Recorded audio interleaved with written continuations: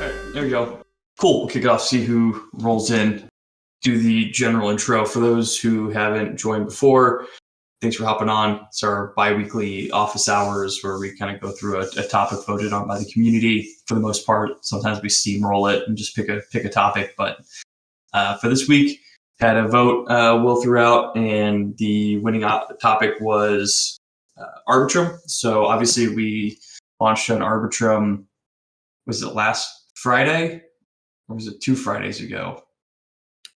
Last Friday. Last Friday, man. Yeah, it feels like it's been a while, but obviously a lot of work went into it. There's been more uptick in Arbitrum, since it launched, I guess, a couple weeks ago. A lot of projects are already moving over there. It seems to be one of the first kind of true layer twos to start getting some DeFi traction. And it represented, I guess, our third new chain. After obviously starting on Ethereum and still being mainly Ethereum focused. We did a launch on Binance Smart Chain back earlier in the year. Had a couple vaults there, some mixed results on the level of success. It was definitely an interesting time in the market when we did it, but learned a lot from it. And then we did a kind of a test deploy on Polygon, probably about a month or so ago. A couple vaults with some caps and guest lists, with the intention really of preparing ourselves for what we saw as probably the larger opportunities with Arbitrum and some of the other chains that we're looking at now. And we did a couple vaults there. Like I said, they had a cap on them. We're still looking at if we're going to expand those. After Binance, really just looking at, okay, what is the value that Badger brings when both to the DAO and then also the community and to the space in general when we're launching all these new chains. With Binance, it was a little tricky. We weren't really getting the best yield. We weren't, distributing rewards efficiently. And then there was just, competitors forking and popping up all over the place that would just throw massive emissions on top of things. And it just ended up not being a very great position. So we take a more concerted approach with Arbitrum. The big difference is that Curve is there and has emissions. Or sorry, not the Curve isn't there. Sorry, but some of the other frameworks were there that we needed to kind of deploy on. Curve does have emissions there. That's why I've tried crypto and the other vaults, Red BTC. So that made a big difference. Some decent yields there. We'll be able to ideally use our vote weight on Convex to actually drive some more weight there if we want in the future.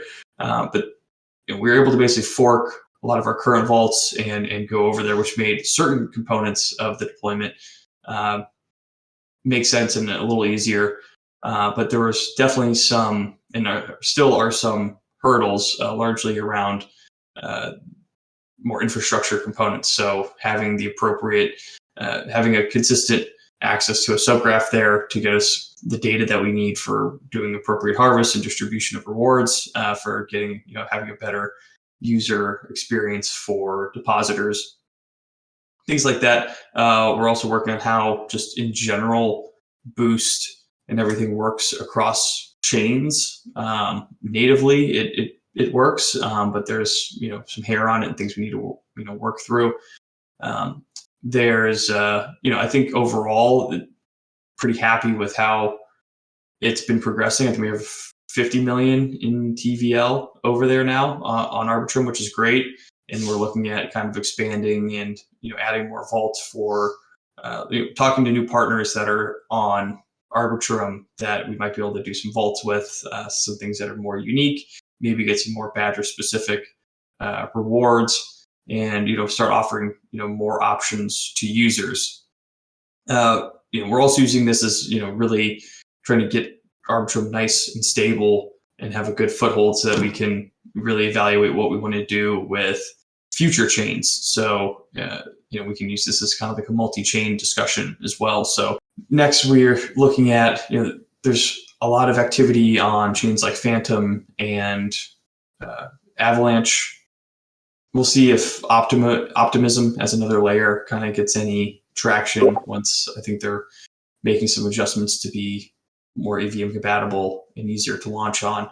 But I think we'll have eyes on that. And then, like I said, Phantom and Avalanche, we're going to use kind of what we've learned with Arbitrum to see if there's good opportunities there. But I think the main takeaways, at least from the kind of more product economic side, is making sure that we're bringing value, that we have good partners, and that it's decent yields and providing something unique and useful for the users. Fortunately, the nice thing about Arbitrum, it's a lot cheaper to interact with things, so we can do some more experimentation and not have to worry too much about people getting burned on gas and things like that, which is nice. I think we're also looking at how we can have the bridge work on Arbitrum so that people can bridge right into the vaults in a much more cost-efficient way than currently bridging to Ethereum if they're trying to come directly from Bitcoin.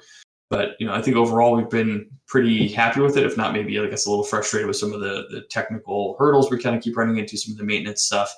But yeah, I'd be interested, totally open to taking some feedback from folks here on where they kind of want to take this discussion. That's kind of the high level overview. More than happy to talk about what we're thinking for like multi-chain next steps, any of the specific issues, any of the specific problems, suggestions or thoughts on, kind of where we go on Arbitrum. But I'll hand off. Tritium, I don't know if you want to hop in here more from the tech side, some of the headaches and the ups and downs that we've had. Anything you wanted to add context to? Sure. I mean, for me, the coolest thing, right? I just did it yesterday because I was trying to put some Ren in the pool, and it was like there was good slippage, and I was like, how do I bridge Ren? And I was trying to do it on ETH and realized that like you can't, right? So you have to bridge from Bitcoin in. So then I did that, but what I fundamentally realized is what that means now is that like somebody with like $1,000 in Bitcoin can now, like, granted they have to use the Ren bridge because Badger doesn't support it yet, but they can actually like get that into a Badger set and start earning Badger and start earning interest for like under like 20 or $30 in gas, which is really awesome. So I actually like that super excited me. The ability to like do that without ever touching Ethereum was awesome. And yeah, I mean, I think from a technical side, just going back to chain. So like when we launched on BSC, we always have the same problems, right? Everybody always has the same problems. I don't know if you can like Pancake Swap, I'm still not sure if they've got like a good info page, but basically, part of a lot of what our software does, so our UI and then also things like Boost and some of our rewards and emissions processing, right? Like use tooling that indexes all the data on the blockchain so that we can run queries against it. And so like, and then I guess the other thing that we depend on as a DAO is like multi-sig, right? So we use like Gnosis Safe, which is a product, and they deploy things and manage it, and it's a good product. So like what happens when we go to new chains is that like oftentimes these things aren't there or they don't work very well. So like when we first went to BSC, there was the graph, but it was like down half the time, and we spent an incredible amount of time trying to like get our own nodes up and get our own graphs working, and we were kind of like managing to like do that ourselves for a little while until the graph started working, by which point there were like then no emissions and none of it made sense anymore. But we learned a lot from it, right? And then the other thing is we used like a BSC version of the Gnosis Safe multisig that like they launched early. And now like sometime we've got to do like some week-long like major project to figure out how to get the coins out of there, all the treasury funds because it's end of life and whatnot. So we've kind of learned like we've got to be careful about those two things. So on Arbitrum, we deployed a simpler version of the safe that like we manage and own, and like that's super good, and it's not the most gas efficient, but that's okay on Arbitrum because like gas is cheap, and then when Gnosis is ready, like we can move over when we need to. So that seems to be going well. But then, like the thing with the graph and RPC, I don't know if anybody's had problems even just submitting transactions, but like in the end, we still need to be able to index all this data. And, the graph, which is a company, a large project, they're having problems doing it. Over the last 2 days, like I've tried to spin up nodes and, like I'm hunting for anybody that might have reliable Arbitrum RPC, and we're trying to index it ourselves. And we're basically running into the same problem. So it does kind of just seem like like it's a problem with Arbitrum. They're not at the point yet where they can really reliably provide this data super accurately. And I think that's something like that we saw on Polygon. We weren't there yet, right? But I remember a lot of people talking about it, and we were doing BSC, and as we were seeing it, we were like, yeah, maybe we don't want to go there. We dealt with it on BSC. I think the decision on Arbitrum is that we thought that like this was the big one, right? We thought this was where Curve is moving. This is where the like AUMs, and we saw that on these other chains, like the people that end up with the 100,000 or 100 million plus AUM are the people that were like there first. So we kind of just said like, you know what, like let's do this now, and we did. That being said, I very much, unlike Janto, don't think that we should do this again for quite a long while, right? I think we need to take the time. We need to learn from this. We need to get good at this stuff. But I'm not sure that trying to do it like Sushi or Curve or these other things are doing, where you're just deploying everything on every chain and spraying your token all over the place, right? Without a lot of thought. It's stressful technically, creates a lot of like UX bumps. So then you've got all these chains where something's not working right, whether it's your stats page or your rewards or whatever, right? There's always like some problem somewhere. And I actually think that Badger has a really cool vision going forward, right? About how we're about this partner first thing and how we're going to work with Convex and this new IBTC BIP. And so I actually think it makes a lot more sense for us to focus on, it's good that we have a cheap chain and we should keep that. But I really hope that the decision isn't that we're going to just keep like trying to cookie cutter replicate this stuff across like every chain that anybody can imagine. But yeah, that's where I'm at. It's been exciting and I think it's great. And yeah, you can bridge rent for cheap. And so now, like, if you can tell your friends that don't have like millions of dollars, they can do DeFi. Yeah, it's pretty cool. And I think why we're so excited about Arbitrum is you could do that and then still, technically, theoretically have, Ethereum security properties, which is not something you get with the other chains that have been out there for a while, like, Polygon, BSC, Phantom, etc. So, if someone's a little more risk averse and is comfortable with Ethereum, you can be like, yeah, this is like Ethereum light, basically. It's like it's still Ethereum, but like, yeah, there's another kind of layer on top of it. But ultimately, theoretically, it all does kind of boil down to the same, security properties. And yeah, you can get on here cheap. It still just uses ETH. You don't need to buy some other coin to interact with it. And we've got some good vaults for you. So yeah, I mean, I think teasing out what you're kind of getting at. I think I agree that we shouldn't just deploy on the other chains to deploy on other chains. I think there's two things that can make a chain attractive, chain or layer, and one is the baseline components there, meaning is Curve emitting Curve tokens on it. So once we have the convex vote weight, we can once we have this locking vault live, we can vote to direct emissions anywhere we want. So if there's Curve, then we do have the baseline to have something of some value there. So they're not saying that's like the biggest attraction to go do it, but okay, if we wanted to, we have something we can do. We can just copy our Curve vaults. Now they're over there. It's not anything super innovative or anything, but it's, something's there. Maybe we're doing it because we want to have IBTC on that chain or something. That's the main driver, but that's like the baseline. If that's not there, it's really hard to have the drive to deploy to another chain. I think the other thing then is, like we said, we're really doubling down on this partner first approach. And if we have good partners that seem like they're really legitimate and have good emissions, and we can work with them on some, interesting and cool vaults that are good for both sides, and we know we're going to have good emissions for a while, and ideally we even get like Badger specific emissions where maybe we distribute them through the tree. If that can be of sufficient size, then the cost can start to make sense. But obviously we got a lot of stuff in the roadmap that we got to work through as well, so it'll all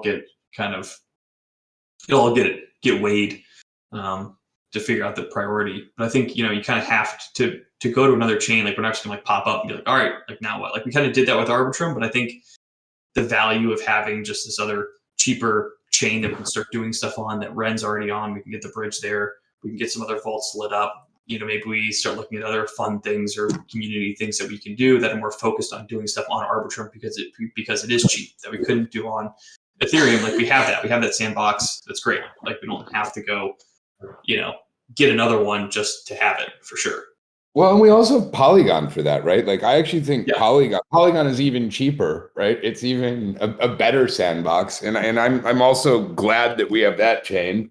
And I'm glad that there's not like hundreds of millions of AUM on it, right? Because we can try things, and if it's broken, like people understand that's a better sandbox. To me, Arbitrum quickly doesn't actually become a very good sandbox for us because it's actually like pretty big leagues, right? I mean, there's a considerable amount of AUM on that chain. We have a considerable amount of AUM in our treasury, pumping out a lot of Badger there. And to me, that feels less sandboxy.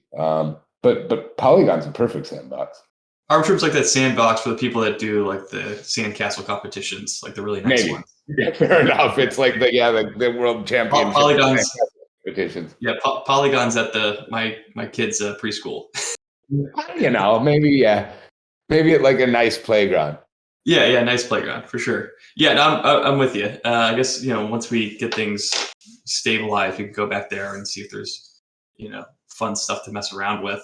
But yeah, I mean, if anyone wants to hop up and chat, throw your hand up. There's also, like I said, I didn't mention the office hours discussion channel. Feel free to toss any questions or comments there. Keep an eye on that. Read things back. The way that we usually structure this thing, we'll focus on Arbitrum until we kind of run out of steam, and then any other topics people want to throw out, I'm more than happy to touch on anything. Let me hop over, see what's going on. I mean, does anybody else bridge Ren? Wow. Yeah, El Presidente of Smart Money asking why we didn't pick XDAI. Because Curve isn't on XDAI is a big thing, and Ren doesn't operate on XDAI, which is another big thing. I don't think Sushi's on XDAI either. So it's really we're a follower, right? Like we need these other things to exist for us to kind of interact with them. Which thing does Curve have emissions for Curve vaults on? It's not necessarily Curve or Sushi being there. It's, are they emitting their assets there? Because if they aren't, then there's not much for us to do. Let me try to put this, I think so. Like what we realized with BSC, right? When we launched in BSC, we were launch in BSC and we're Badger and we're big and we're going to go capture like $50 million in AUM, right? And Pancake going to give all the emissions and this is going to be great, right? And in the end, we didn't emit anything. Beefy launched a pool that charged less fees than us, and we were basically farming ourselves worse than our competitors, plus WBT ETH worse than our competitors, right? And had no emissions, and the whole thing just made no sense, took a lot of time, whatever, right? I think the decision with Badger is that we don't want to go to chains unless our goal is to get 50 or $100 million at least in AUM on a chain to really make it worth doing, right? Which is also why we only did Polygon as a beta, right? Because we don't see those opportunities there. So the reason that we went all in on Arbitrum, it was really a pretty last minute decision, right? But Curve came up, so we were doing this beta on Sushi, and we were kind of looking at it right when we did the beta. Sushi cut their emissions down to almost nothing, and it was kind of these vaults don't make that much sense anymore. But let's get on the chain. Right. And then in the middle of the beta test, Curve launched, and they were we're throwing as much these pools as we are on ETH. Right. And so now you look at these pools and there's 100 and how much is there in Ren on ETH right now, John? Do you know? But hundreds of millions. Right. And there's no yield farms on Arbitrum. And it's what we've seen is whoever gets there first, it gets the AUM. And we saw that there's tons of capital flowing into Curve, right. The emissions are there. There are serious players with tokens that have real value, right? Not just some new player that you don't know where it's going to go that are emitting there. And we made a pretty quick decision to do that because I think that's what we were looking for our next chain to be. And so I think with XDAI, with a lot of these, with Polygon, BSC, with a lot of the chains, you look at them and there's cool players and there's interesting things going on. But if you think about taking $50 million in Bitcoin and dropping it in that environment, right, there'd be no yields left, and then it just doesn't work for us. Yeah, I think that's a really good point where, we wanted to make the splash with Arbitrum because we felt pretty confident there was going to be a lot of interest. We knew some of our partners were going to be there. And then we knew that, our thesis was that being there first makes a difference. And I think that is, I think it's kind of proven to be reasonably true. I guess with XDI, it's been around. More than happy to dig into it. Honestly, we hadn't really dug into it that much. So I think after, like I said, after BSC, it was kind of like, all right, let's Talk slow about roll it. here. And Polygon was a test deployment, right? That was, let's deploy on Polygon to prepare ourselves to deploy on Arbitrum. So it wasn't like, and I think We it's had a just week in the last month or two where we were thinking about launching X channel, and like Alex was excited, and we had some strategies, and like we were moving towards it. But I think we did the analysis, like there's just not, like taking on the responsibility of managing all of this stuff on another chain, and then like the amount of AUM we expect that we're actually going to get, right? Like it's just not, it's not the right move. Yeah, and if sure, we can put it in the same bucket with Avalanche and Phantom, right? Like I don't feel overly strongly about one or the other. I think Avalanche has a lot of rewards. They just raised hundreds of millions of dollars or something like that to give out to DeFi protocols. So there's probably going to be a decent amount of yield to harvest there. But I put it in the same bucket. It's been around for a while. It seems to be legit. Not really making a call one way or the other. So I think it's more just evaluating what the opportunities are. Are there interesting partners there to do something unique? We do have, and I don't know if we made much of it public yet, but we do have one of the AMMs on Arbitrum. It's Arbitrum focused. We're going to be, I think, launching some vaults with them pretty soon with some emissions on some Badger focused sets. So that would be, we're pretty excited about that.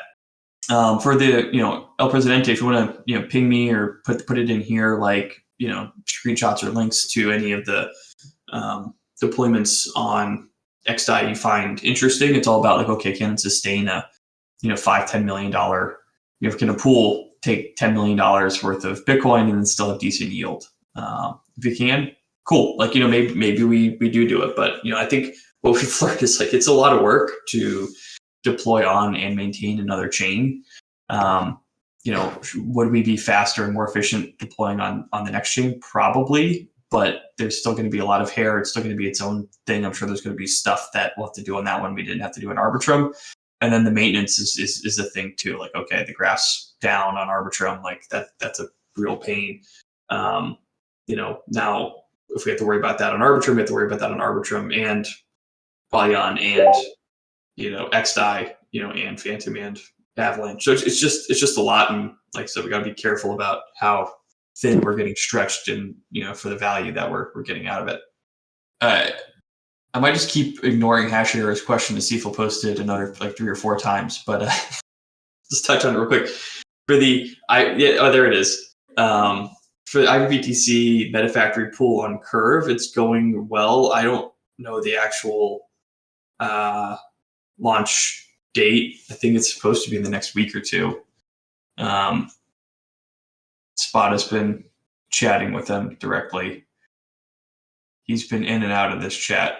But yeah, I think it's fairly imminent that we'll have that, which will be nice because then we can have a more efficient way for people to get in and out of IBPTC.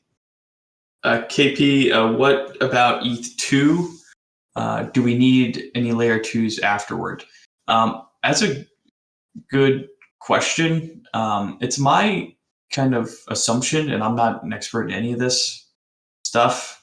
I understand, ETH2 and layer 2s at more of a surface level, but the way I understand is that they're going to kind of work together a bit, just like how you have shards on ETH2, you also have layer 2s, which I don't really consider to be that particularly different than a shard. It's like this roll up thing. It's rolling up back to the main chain. I guess in ETH2 land, that'll be rolling back to the beacon chain. I assume it'll just mean layer 2s get even cheaper.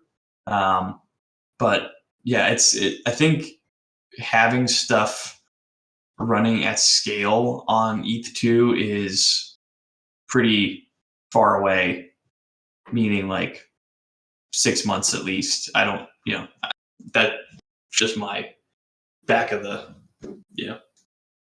off the cuff guess. And we're not even a year old here yet. So, we'll cross that bridge when we come to it. And that's the other thing too about, not spreading ourselves too thin across every chain and then, things consolidate back to ETH2. It might be more of a flash in the pan. I'm of the opinion that there'll probably be a handful of winners with a lot of concentration in a couple chains. But right now I think everything we want to look to, we just want to make sure it's like relatively easy. I know a lot of people have asked about Solana, some of the good yields over there. It's not EVM compatible, so there's an extra hurdle there. So not saying it won't be considered. It's just, if we're looking at the balance for the next chains of opportunity and cost, there's just an added cost. Solana. I've actually been thinking about like Solana and like these Rust-based chains a lot, right? Because I actually honestly believe that like in 5 or 10 years, right, like they actually have all the capabilities that the world needs out of a blockchain, and maybe some of that's missing from ETH. So like they're really cool technologies and there's cool stuff going on. The situation is that because they're not EVM compatible, it's like different programming languages, totally different patterns, right? Like there's not a lot of like well-tested code. So you're still in the like very, very early wild days where I think you're going to see like a lot more hacks, and not like hacks where then there's a bunch of white hats going like, oh yeah, like we pointed that out and that's already happened 4 times, but like hacks where then like everybody's like spiraling going like, oh shit, we've got to patch your code. That being said, I love to be there. And I think like Badger, so what we don't have is the technical team or the organization to like actually try to like focus on like maintaining 2 separate ecosystems and products and like almost cultures at the same time. But we do have like lots of money, and we do have this Badger annex, right? And so like I would love to find, like if a group of people emerge that said like, we want to go like bring the Badger vision to Rust-based chains, right? So we're going to start with Solana, and we're going to start with like Polkadot chains, and like we're going to build this stuff, and we want some funding from Badger, and like we understand like we're more 0 day, there's going to be higher than like a separate thing. That would be a really cool thing for Badger to fund. But I don't think like in the next 6 months to a year, to be realistic, like our team is in the place where like that other focus would be like good for us actually like delivering on mission and vision. Yeah, 100% agreed. I mean, I guess that really applies to anything that people think would be cool for us to do that we can't because we're limited in, both just headcount and ability to organize, right? It's okay, break this thing out into its own thing, whether it's just its own thing, meaning it's a group of folks that we pay to do the thing and it stays part of Badger, or it's an annex thing that launches is kind of its own deal, but it's like Badger adjacent or Badger related. I totally think that would be cool if people wanted to do that. But someone would have to, have the vision and the interest to be like, I want to take what Badger's built and take it to Rust-based chains, and you guys fund it. And they've got to have some badass Rust heads, right? I mean, you got to have legitimate devs. Right, like my friend is the head of recruitment at like Parity. They spend an incredible amount of time and money just trying to find good Rust devs because it's the new hot thing and everybody wants Rust devs and there's not that many of them. So it's also a bit of a talent challenge. Yeah, and I think the other thing was we're not generally taking philosophical stances here with Badger. Obviously, we're just go where the community wants to go. Token holders in the community kind of drive everything. Anyway, my personal stance is it seems like Solana is pretty darn centralized, and I think it's going to have issues down the line. Does that mean all Rust-based chains are going to be the same? No. Are there other Rust-based chains? No idea. that's definitely out of my realm of things. Parity has like RSK. They're launching all these chains all the time. There's definitely like that is a new thing that in a year or two will be all the rage. People that aren't paying attention will be left in the dust, no question. I don't know whether Solana's it, but like that's definitely a trend that's picking up a lot of steam. Yeah, well, and if you had asked me like, 4 months ago, maybe not 4 months ago, I don't know. It's hard to keep track of time, but earlier in the year, like, okay, where are things going to be getting built and deployed? It's like, oh yeah, sure, like the Polkadot ecosystem, like let's deploy over there. I'm sure there'll be stuff there. And but those have been pretty dead. Not dead, but like I don't know. I don't hear much about them. I'm not actively going out and searching for it. But it's not something that I've really seen be popular. So yeah, it'll be interesting to see how it evolves over the next 6 months. I just don't think we can make too many statements now about what that state will be, in 3 to 6, 12 months. I guess another chain we didn't mention that has been popping up more is Celo, EVM compatible. Seems to be some.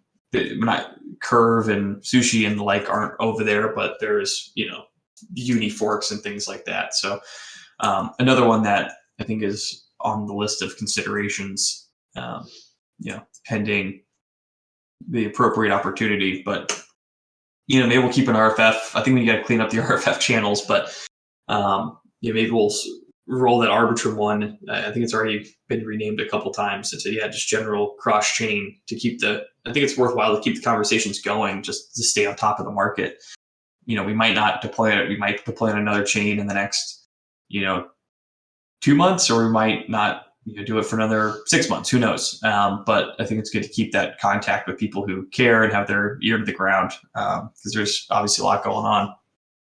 I would just say this, I spent a long time when before I got involved in everything, and really I did like doing the same thing, like chain hunting and hunting for farms, right? And so like the question isn't who's there, right? The question is there a that contains Bitcoin, right? That's Bitcoin focused, so either single asset or some sort of an right, where you could put 50 million in assets, let's say 20 million in assets, right, and still have over a 5% yield in emitted.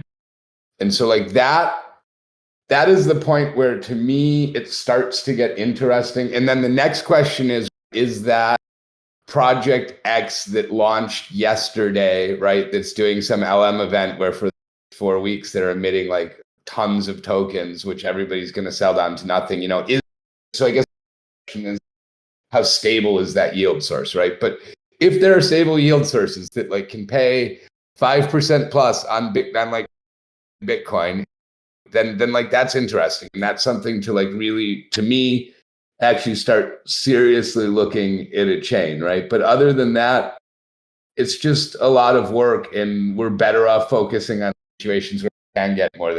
Like that's a good pool. We can farm that, right? That's fine, I think. We don't need 20% on LP, do we? Well, it depends what the BTC is paired with, right? I guess it's paired with like some, like USDC or something. Maybe, yeah. Yeah, if it's paired to USDC, then like 15% is probably good. Yeah, that's fair enough. If it's paired with like, Cello or whatever, it'd probably need to be like 25, 30, just to go back to the napkin. 300, But but I think the point is that it's like not just like a new project that's native to that chain is probably the better way to go, because they're going to be emitting more assets. It's like being early at Sushi versus being, a year and some change in, and they're trying to figure out how they continue incentivizing pools in a way that's, they need to start worrying about being, profitable in some capacity, right? Yeah, but like even there, like let's just look at Polygon. So like Adamant pop, right? And so like let's say that we were like really early and hey, like we farm Addy and they're like quick swap and there's all these pools and whatnot. We'd be farming quick swap. Addy's like it's hard to farm Addy.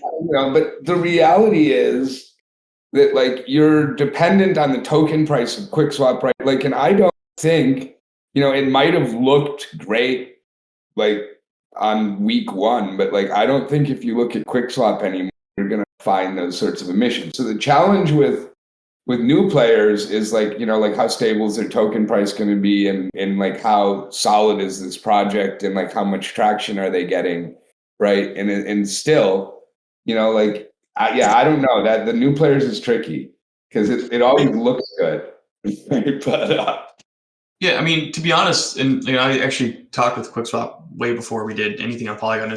We had, I think it was before BSC, and actually, I think we would have done great if we had started emitting there. Their token price held on pretty well, and I still think they're getting, good 20 some. Let's see what's coming up. But yeah, it's about finding good partners. So WBTC, I guess they're like 7.6%. They're 20% on WBTC USDC. Still now, which isn't but too how shabby. much AUM? 20 million. Okay, so that's not, but we put another 10 million in there. It goes down to 15. Yeah, and it's not, but you're right. That's not bad. I wouldn't be kicking. Yeah, but it's about finding the right partners. So it's not just whatever the new AMM is on the block that's emitting the most. Like, let's launch there. It's like, okay, how can we get decent emissions on these assets for, like I said, like, it's not just 5, 10, 15%, depending on the type of pool on 50 million. It's doing that over 3 months, right? To make it worthwhile, to get the fee revenue out, to get it so our users aren't like having to hop in and out of different pools because it goes from like 30% to 0%. Like, that's just like annoying and not a great experience. But how can we feel confident that, no one knows where token prices are going to go, but you can get the vibe from the team that, okay, this is, a thoughtful emissions plan that should hopefully do okay if they're reasonably successful. Okay, let's take a crack at it. So yeah, I think we have something cooking with an AMM on Arbitrum that'll kind of be a good test of that. And like I said, I've talked to some folks at Cello that I think are starting up have an AMM doing emissions that could support a decent amount of deposits. But it's what's that baseline for? Okay, it's worth the effort to put it in there, because we can't just chase whatever yield on whatever weird new swap thing there is out there. We could, right? Then we would be beefy. So like we could have a strategy of like very simple vaults that we just deploy on every. It's not what we are, right? We're like Bitcoin focused, and I think we're aiming on like more novel, and we're like trying to get to the point where we create value from our innovation, and like we're not just being beefy. Yeah, and I guess in the chat, I guess there's no reason to hide. Yeah, we're talking to Swapper on Arbitrum, but they've got, while it's a newer AMM, I don't know how long it's been around, but it's the DXDAO team that's behind it that have. I think they launched Matcha. They launched a couple other protocols. And we have like what did they launch? Some betting platform in predictions market. So they've got a history of launching products. They work very closely with Gnosis, who's obviously very well respected in the space. People have been around for a while, people that we've talked to for a while. So I think it's something that we can feel pretty good about, that, no one knows what the market's going to do, but they're probably at least going to give it a good crack, and hopefully it'll be successful, and we'll have good, sustainable emissions for a while. And like Sushi, just like, for some sort of Badger emissions, I get that it would be hard to get good emissions out of SushiSwap, right?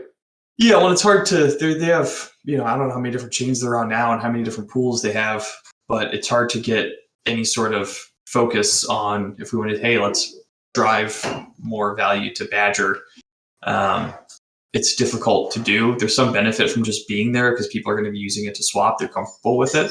But I think we're trying to get away from using a lot of native Badger emissions to incentivize LP. Obviously great if we can use other protocols tokens to do that. But I think this is where the partnership approach is important, because we can go to them and say, okay, instead of just farming and selling the token, we can actually use your token and reinvest it into LP And then, that can, we've talked about different schemes for, adjusting like the fee structure. So it kind of locks people into the LP a little more, but we emit these like helper vault tokens that are LP, and it just builds more TVL in their underlying platform. And then, they or their community can look at that and be like, okay, this is great. Badger's doing that. Cool. Let's keep some good emissions on like Badger ETH. And they're providing this nice service so people can get access to yield, have it auto compounded, have it, managed for them, but it's not being, extractive. It's kind of helping everybody. So taking that angle allows us to kind of ideally negotiate some better terms so we can have Badger, decent yield on Badger LP and have decent liquidity out there across all these platforms.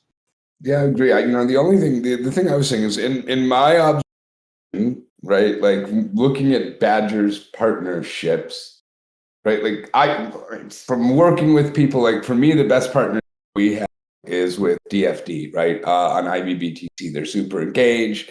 They work with us. They're real like custodians of the product. Like do stuff. They're on board. It's always like super easy, right? And to me, a lot of that is like it's a partner that is like our size or smaller, right? And so like we actually provide like real benefit to them. I think at this point, like IBBTC might be a bigger product than DeFi dollar than DUSD. I'm not sure, but it's like to me, it is really interesting and exploring like as we go to new chains, right? In particular, right? How do we work with whoever is there to really approach and partner first and building out an ecosystem that's good for our partners and good for Bitcoin and good for us on that chain. And yeah, I just think it's easier to do with smaller partners where we can get more attention. Yeah. And, it begs the question of, the sustainability of any of it. But, it's kind of, we're working in shorter time frames right now. And I think we just got to work with what's in front of us. It's always nice working with new partners. It's also easier to negotiate stuff with them in their community and experiment with new things versus, more established players like Curve and Sushi. So I think it's definitely two different angles. Like we can work with and leverage both sides of it. And we have to, kind of evaluate it from both angles when we're looking at these new chains. But both are important, and I think it'll be, just those opportunities driving kind of where we go next. Cool. Well, we've got about 10 minutes left. If there's anything else people want to chat about, feel free to toss your hand up and keep talking for chains, Arbitrum, or really anything else, or hop in the office hours discussion chat, toss any questions or any topics you want to touch on there. Do we want to touch on this locking CVX thing real quick? Because there seems to be not a lot of understanding about like when, and my understanding is soon. Maybe if there's more questions about cross-chain, we could, but that could be a good question. Yeah, that was one of the. I think that came in second in the voting. Yeah, I think that's supposed to be out pretty soon. If not possibly today. It's been tough to kind of keep track. So my understanding is that there's like a contract. So there's a time lock that's going to come up, and we have to wire up a contract. And then there's a little bit of stuff on like the front end side.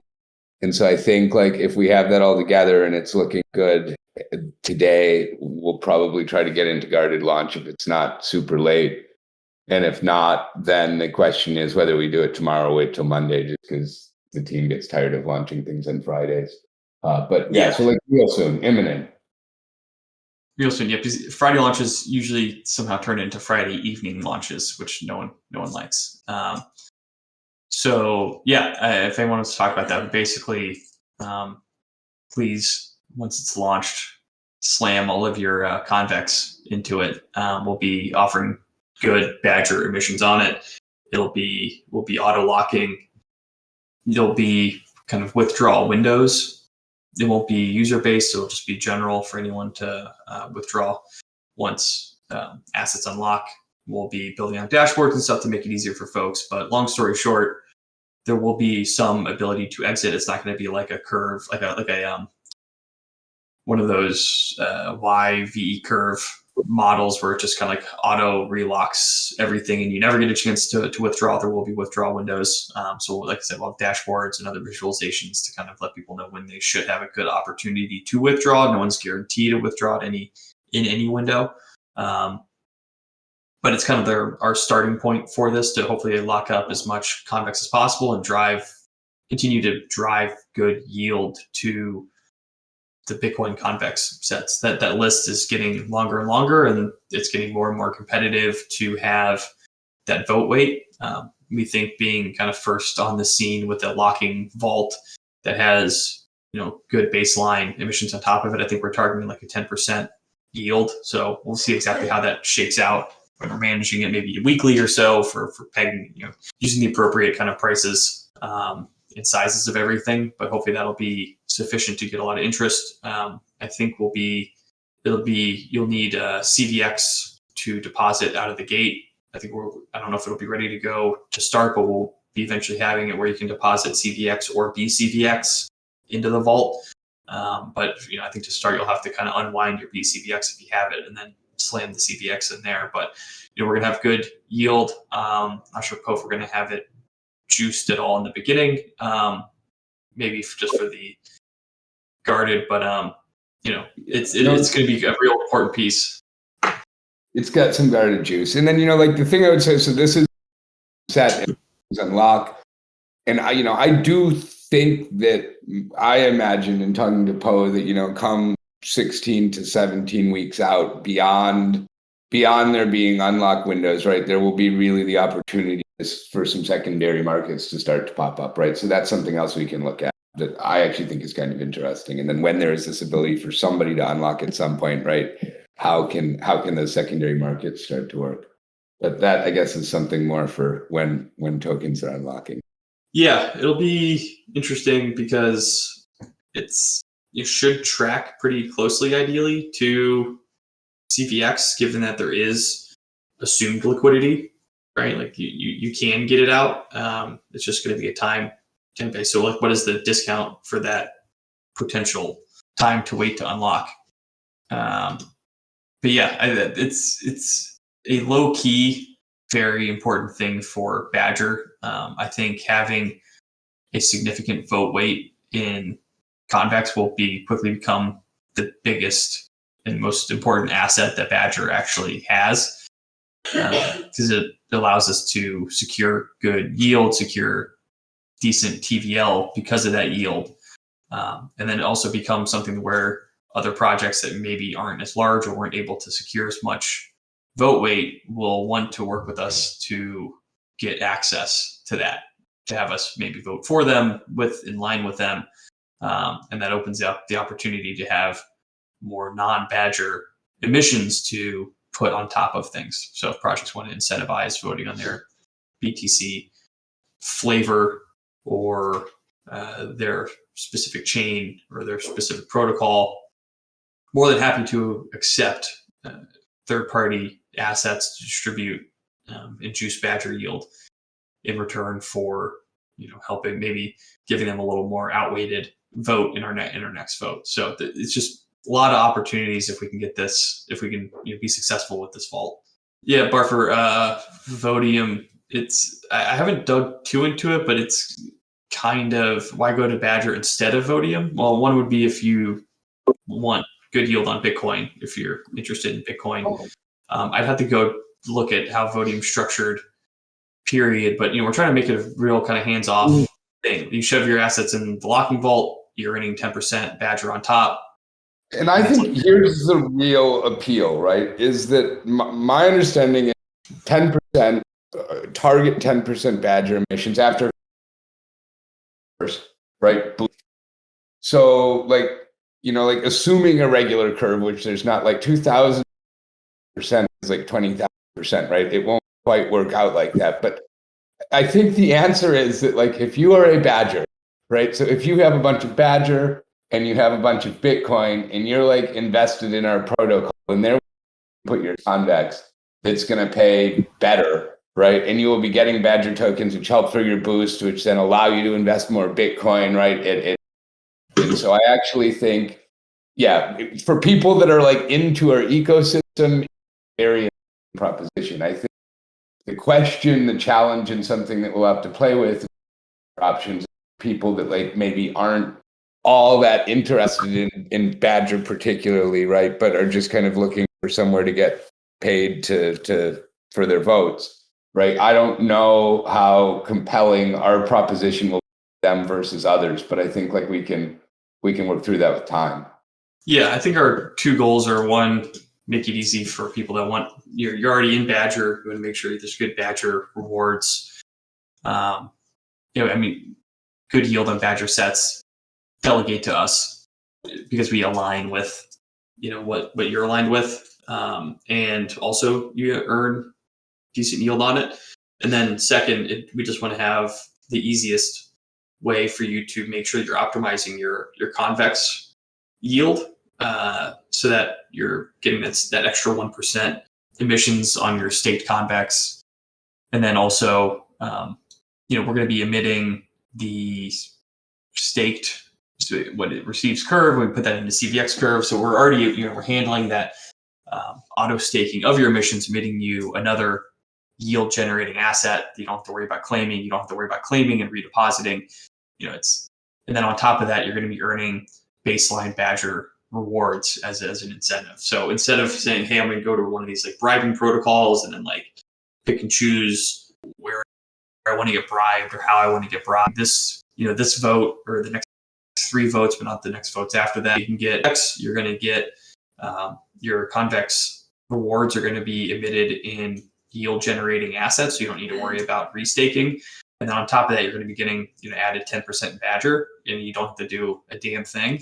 I think that's hopefully pretty compelling to a lot of folks. And then sure, people that want to go play the game and find the highest yielding bribe to interact with, like sure, go for it. But we're hoping to get a lot of big chunk of assets for people who realize that this is going to be baseline for your effort, probably one of the better spots to put your vote weight. And I'm just pretty sure that if you have a high boost bribe, if you want to put it like that, right? Like if you have a decent boost, there will be no better way to like cash in on your convex than locking with Badger. Maybe I'm wrong, but it certainly looks like it's headed in that direction. Are we counting convex as non-native? My understanding was yeah. Okay, yeah, I think it makes sense. So yeah, you can get boosted. Well, for we'll have to figure that out because if we're going to target 10%. Does everyone get 10%, or is it? Poe, I don't know if you want to hop in the chat and share on that. That I am not entirely sure of exactly how it fits in with the boost, but I think we can. It's definitely a BLCVX is not native. BCVX will be native. Interesting. Yeah, I mean, it's a lever we have. I see. We'll count all. Yeah, I think BCVX won't get any emissions anymore, right? So it just won't. BCVX is just going to be like pure helper. It's not going to get any emissions. People shouldn't really be depositing directly into it from outside. You're better off putting it into BLCVX, the locked version, which looks like that'll be counted as non-native. So the boost will be applied to it. So if you already have some Badger, you're going to get mega solid. Yeah. Pretty solid yield on that. And it's these are levers we have to play with, so we can be as aggressive as we want once we see how the market reacts. Anyways, so excited about that. I think obviously talking through this, it's clear that the information campaign is going to be pretty important. So I know Will, you got some stuff in the works, but let's round back up on all that to make sure we're clear on all these points, because I think we just got to hammer this stuff home so people know that it's a great place to put your convex. Oh yeah, for sure. Yeah, cool. We're at the hour now, guys. Yeah, good talk. Tritium, thanks for joining in. Everyone, thanks for hopping on. Appreciate it. Keep an eye out for, I guess, in about a week and a half for the next topic. Look forward to chatting in 2 weeks. If you have any other questions before then, you know where to find us on Discord. So once again, thank you and have a good Thursday.